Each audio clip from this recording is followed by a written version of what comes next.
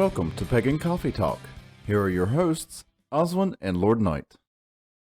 Today's topic is going to be Wicca versus Witchcraft. And I don't know how you're going to tackle this one. Well, the way I'm going to tackle it is, let's look through the history me and you actually lived through. Okay. All right? Now, when Wicca first came about, there was another religious movement or spiritual movement, let me call it more of a spiritual movement going on, known as the New Age movement. Yeah, so the New Age movement, it gained in popularity in the early 70s. Right. And it was about like the mid 80s or so. I remember sitting down watching it. There was a show that came on called Out on a Limb with Shirley MacLaine. Oh, yes. Which discussed a lot of these concepts. All right. From psychic abilities to crystals to aliens and some other stuff. There was a lot of... I believe she also tackled reincarnation. And there were some Eastern philosophies. There was a lot of Eastern philosophies wrapped up into this, and a lot of Tibet, Buddhist, Muslim, and all this different religions kind of being squashed together. Right. Along with aliens, and because they were coming up with the whole entire concept that they used in Stargate, that the gods were actually aliens. Oh, okay, yeah. So that fell into that. Well, this seemed to be a little bit more pleasant because they didn't put it, because when they came out with it, sort of write books for it, they did not want it in the category of the occult, because the occult had so many bad connotations attached to the word. Right. So they got the bookstores and stuff to sort of new category called New Age, which all this was funneled under. Well, somebody had the bright idea then to place Wicca in there because it was witchcraft renamed. Right. I mean, call a spade on that.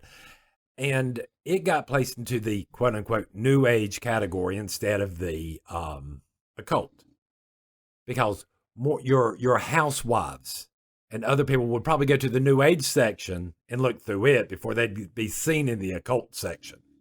True. Back in the day, all right? I mean, because God forbid anybody actually owned any of these books or anything like that. Right. You know, trust me, I knew more than one Christian that had a hissy fit because some bookstores were selling the Satanic Bible. Mm-hmm. So let's take this into consideration. We also had the whole rock music thing going on at the time too. Oh yeah, with the backward masking and the what's her name? Oh God, Al Gore's wife. Oh, Tipper Gore. Yeah, doing the whole. Yeah, she did all the investigating. And the mandatory ratings and stuff like that. The explicit labels. Right. Placed on albums and all this other stuff. No, she was trying to get it just out and out banned.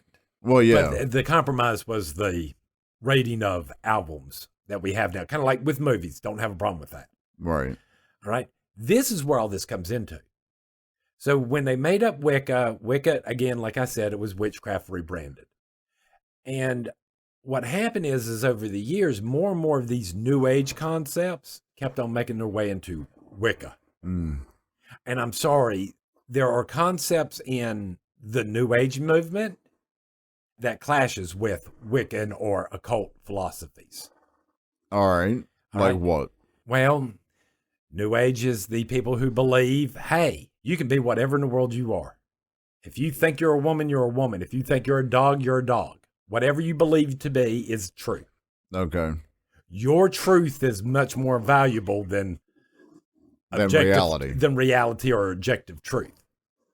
You see what I'm saying? Yeah. Where witchcraft tends to work from objective reality into the spiritual.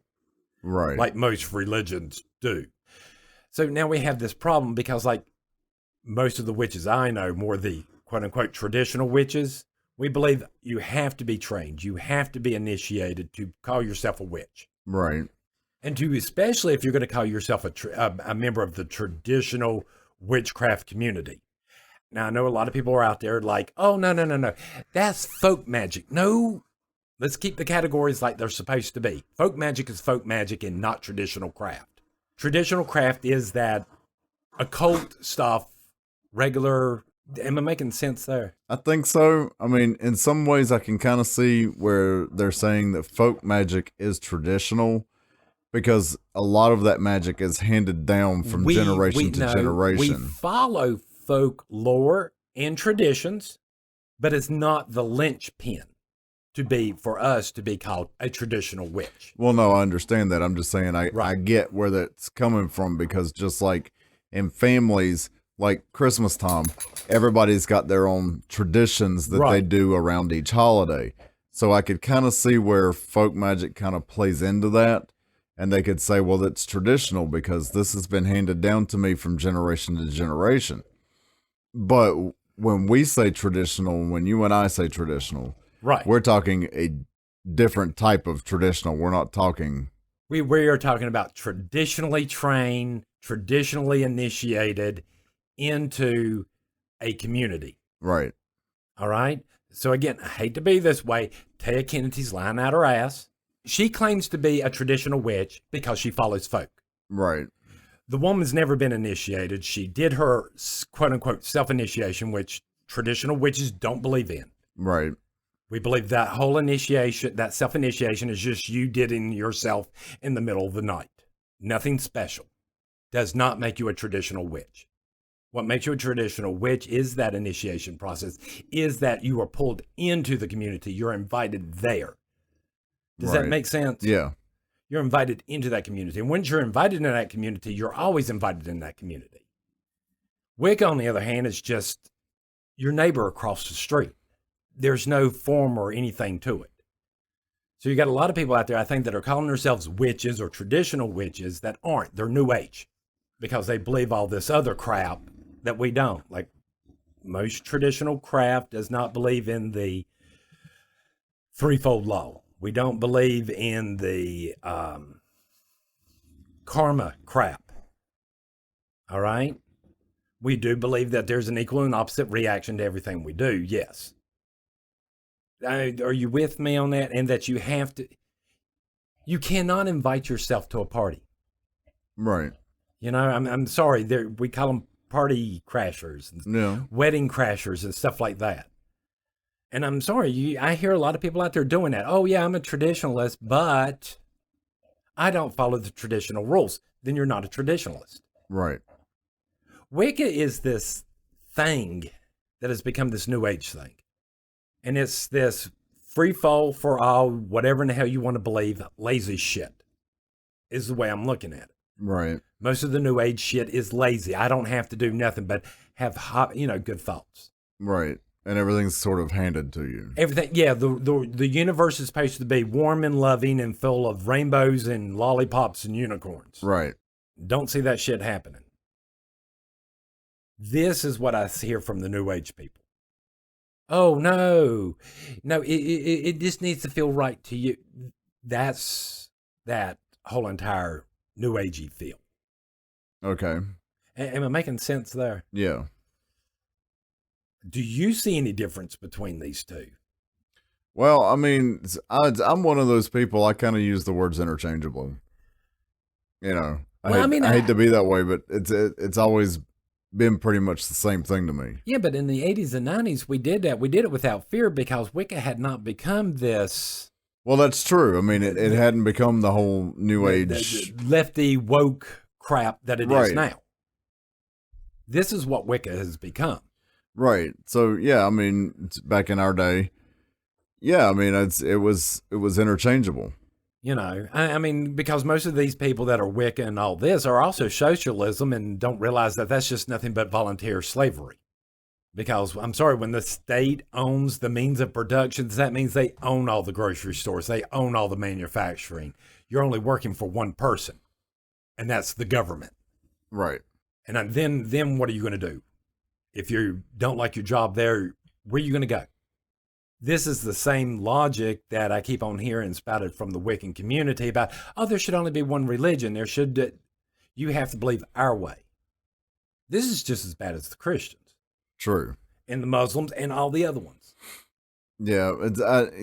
Well, when it comes to that, I find it irritating because they will say, oh, well, no, we're supposed to be open-minded. We're supposed to be non-judgmental, and you can't tell me how to believe, but then they expect everyone else to conform to their beliefs, and they're doing the same damn thing. And it's Exactly. like, you people need to shut up because And you're then no you different. and then you have those ones out there like the Thorn Moonies and stuff. And as soon as you criticize them, oh, it's sexism. Yeah, It's this ism. It's that ism. It's not the fact that people are criticizing. Oh, you cannot criticize me. right, And I'm sorry. This again is an attitude that traditional witches don't have. right, That we see in more of this so-called Wicca New Age bullshit that's out there. They're LARPing. They have completely ruined Wicca and what it was supposed to be. right. It's no longer what it used to be. And I'm sorry, yeah, it pisses me off, but all I can do is just sit here and complain and talk about it and see what people, have to say. Right. And maybe open up a discussion about it. I mean, that's hopefully That's it. But that's hopefully where but we're like going. I said, I see Wicca moving more has moved so far into the New Age stuff that it's no longer craft related. It's something else. Right. It is the religion for I don't want to have to give, I don't want to have to give servitude to a religion or gods or anything like that. I need to be in charge to start off with. I need to be a solitary because God forbid I actually listen to anybody else. Mm-hmm. I realize that there might be people out there wiser or more knowledgeable than me and take a little humility there and have to go off and be in charge.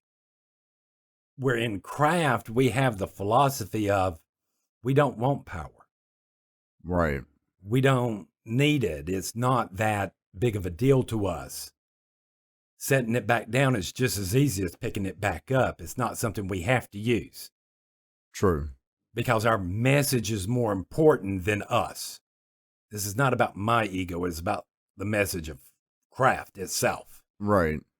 Well, and the other thing is I see Wicca with the whole New Age integration. It's become more of a religion for the masses. Yes. And the way we were taught is this is not a religion for the masses. And when it was allowed to the masses like this, it made these people who became these egotistical things of I'm better than you. Right. I'm sorry, we're back out to this. Oh, I'm a fourth generational witch. Oh, I'm a high priestess and blah, blah. When is the message going to be more important than y'all's fucking titles? Right. When is the message going to be more important than you making money? No, let's put everything behind paywalls and stuff like that and scam everybody. Right. Because it's Wicca. Because it's this New Age and it's bullshit. This is the category that most of our traditionalists throw all the solitaires and the eclectics and all this people out there that they just do this, okay, whatever, that makes no sense to anybody. I'm sorry, and the majority of it's pretty damn cringe. This is where we get witch talk a lot. Right.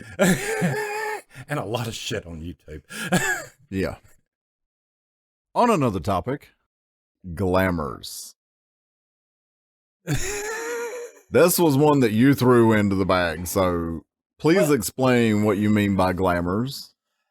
We classify a type of spell where we alter people's perception of reality, other people's perception of reality, Okay. as a glamour. All right.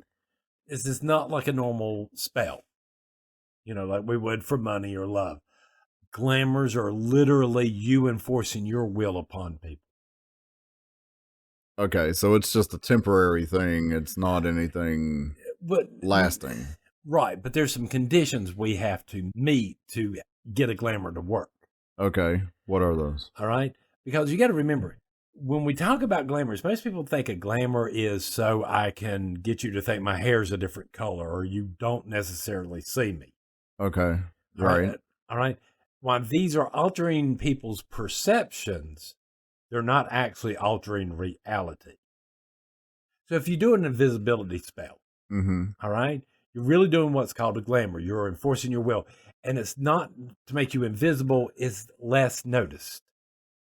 Right, okay. Okay, remember the episode in Doctor Who where they wore the keys because the master took over. Yes. And he kept, and every time they would look at it, they would just kind of like make you. That's how a glamour might work. All right. It doesn't make you invisible; it just makes you less noticeable. All right. Don't get me wrong. There's other things we can do to help that along. So, in other words, if we're going somewhere where everybody tends to wear bright clothing, we're going to wear bright clothing too. So we're going to sort of try to dress to blend into the background, per se. But the other part of this is to enforce your will onto other people. And glamours, the reason they fit into a weird category, because they sort of fall under the same category as hypnosis to a certain extent. How so? Well, to do a lot of these things that we do, like hypnosis, glamours, even as simple as Reiki. Okay. One of the things we have to do to start off with is we have to gain your trust, because we're not going to be able to change your perception if you don't trust us. All right. All right. So the more skeptical you are of a person, the less you're going to allow their words to influence you. The less you're actually going to pay them attention. Right. You know, people we don't like, shows we don't normally like. There happens to be a podcast I happen to like every evening, and when you're home, you don't like it, so you tune it out. Right. Yeah. All right. It's a little bit more political, but you just tune it out. And that's because you sort of trust me in what I'm watching not to really get all upset about it. Right. And because of that, you're able to tune it out. You're able to sort of glamour yourself. Okay. But the ways we might go about this, okay, would be like, if I'm at work and I've been working with a particular person for a while, Right. which would make it easier because I already have, and there's already a relationship established there between boss and employee to a certain extent. Sitting there, maybe me looking at that employee one day going, hey, you know what? I got to figure out a thing for this problem. Knowing the whole entire time in the back of my head, I already have a solution to the problem. But my problem is I need more support on my side to get it done. Right. So if I can convince him that it's his idea and not mine, he can go to the boss and tell him the exact same plan I want him to tell him. Okay. And it's through manipulation. Hence the reason why in the world we're all hyped up always about con artists in craft. Because a lot of us know how to do these glamours. We know how to change people's perceptions. Right. Are you with me? Mm-hmm. Because everybody, like I said, the majority of times when people think we do glamours, they don't realize we can shape your view of the world, what people say, and how you take it. We can change your perception of that. But now, of that information. And what you were just talking about, that's more than just a temporary thing, because that person's going to always think that was their idea. Exactly. So you are literally putting a thought in someone's head. Right. And no, I mean, you are literally warping and changing not just that perception, you are changing that reality for that person. Exactly. So that's just the point I'm trying to get across, is that it's not just temporarily. It's not just a perception. I have done this at work, and the people I have done this to this day, as far as I know, still think that those ideas were theirs. Yeah. And they weren't. And yet these people still went to our boss and told them the same plan, and the boss knew exactly where in the world that plan came from. Mm-hmm.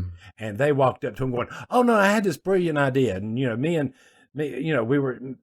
such and such was talking about it, Right. Me and Knight were talking about it, and this is what in the world we came up with. Right.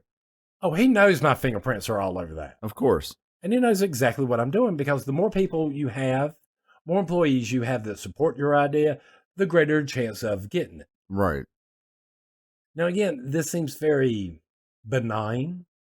I hope most people realize that, when I did this at work, I was doing what I thought was in the best interest of the department and my people, not my best interest per se. Right. You were doing things to benefit the department and whoever was working underneath you. But does it see how easily someone who knows how to do this could take advantage of people? Oh, yeah. Glamours are as simple as doing the following, okay? No, you need a space away from us. Black people, no, y'all need a space away from us so y'all can be black without our whiteness there. How am I gaining your confidence there? A, I'm kissing your butt, Right. while at the same time denigrating myself. And the whole entire time in the back of your head, you're doing, okay, I'm going to give you your own spot, and then I'm going to give the Asians their own spots and the Hispanics in this country. So everybody has their own spots. Everybody has their own spots. So guess what? I now have a spot too, without anybody else interfering. Right. And then the majority of these times when people do this, what do? Oh, no, it's going to be Fifth Avenue. That's going to be the white section of town. It's going to be the upper class. It's going to be those better spots that everybody wants to be in. Mm. And you voted for it because you were glamored, because you allowed people to manipulate you. It's just the same thing with the whole voting law to a certain extent. I hear, oh, no, these people don't have the resources and stuff to go get licensed. No.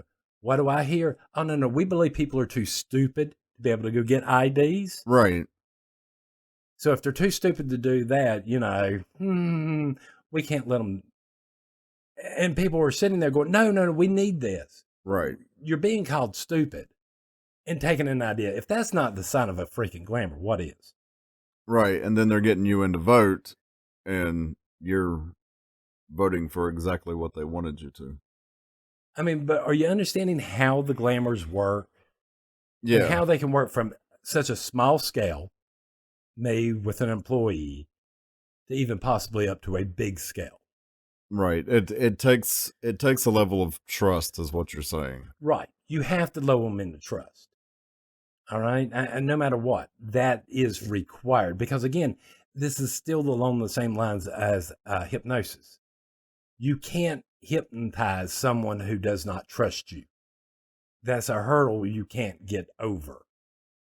I know a lot of people are probably sitting there going, what in the world are you talking about? Because you see these people go up on stage and they get hypnotized in 5 seconds flat. Right. Well, that's actually a specific type of hypnosis called stage hypnosis. And basically what the hypnotizer does is have 1 or 2 people in the audience and they get called up on the stage and he hypnotizes everybody. And they're the first 2 to always perform.